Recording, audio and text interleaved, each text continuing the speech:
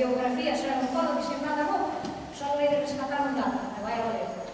Pero eu quería falar dun amigo de Carlos Casares que non se mencionou aquí para nada, hai que poucos coñecen a actividade que en setembro de 1995 chegou á vida e á casa de Carlos Casares un membro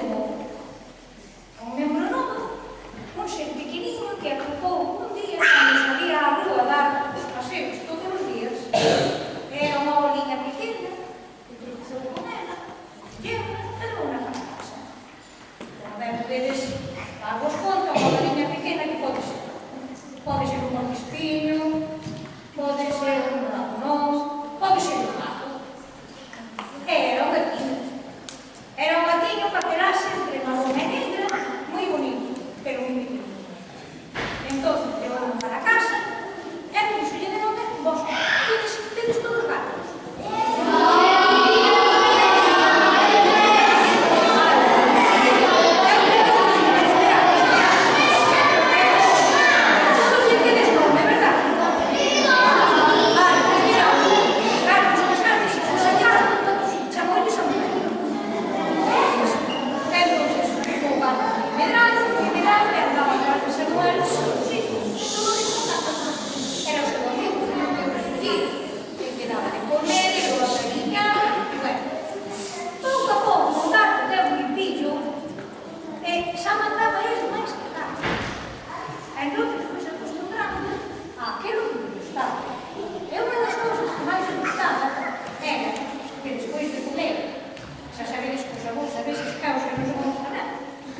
Igual acaban de echar la siesta ou sentándose un máximo.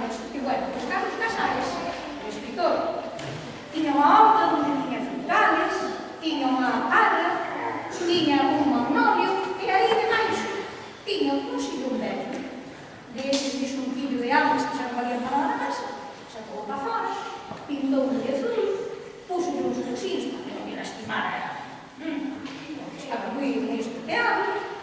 E sentábamos ali a dormir a siesta, ou a escribir, ou a pensar.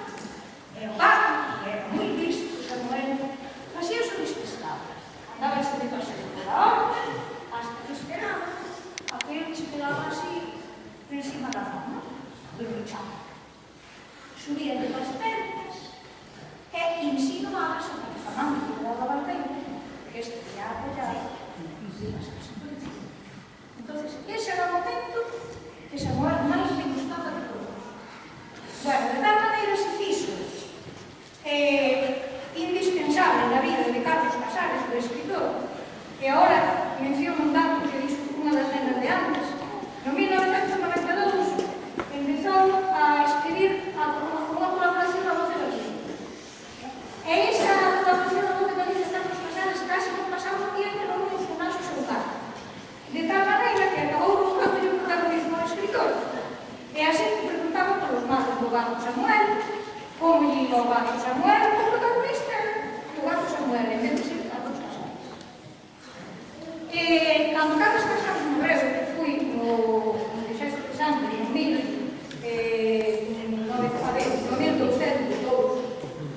ele levaba 7 anos na casa, a chegara en setembro de 1995. Pasaron 3 anos e ele anduvo desesperado porque se lle desfixo totalmente o tipo de vida que tiña, o sea, ele non sabía que pode pasar. Entonces, pasábase todo o día buscando o seu lugar. Subía as estanterías e tiraba os libros para baixo. Subía arriba da máquina de escribir, claro, se apuñaba as partes encima e usaba as copas todas. Iba á cama, metíase por debaixo da concha e da roupa da cama, preguñaba nada e desfacíalle todo. Iba ao trasteiro todo o canto había nas caixas metido, porque a familia despois guardar as cousas dele, sacaba todo fora. Cando se cansaba, marchaba e deitábase no sitio máis único. El solo, porque non tiña outra que. Bueno, así pasou 3 anos. E aos 3 anos, seguía aparecendo motivas, pero cada vez máis se programa un gran chavo. Entón, un día, desde que dou unha chea de voltas pola horta, por baixo dos frutales, por todos os sitios, ocorriu-se que dou un chico, saltou a parede, a horta, e fui caer a carregar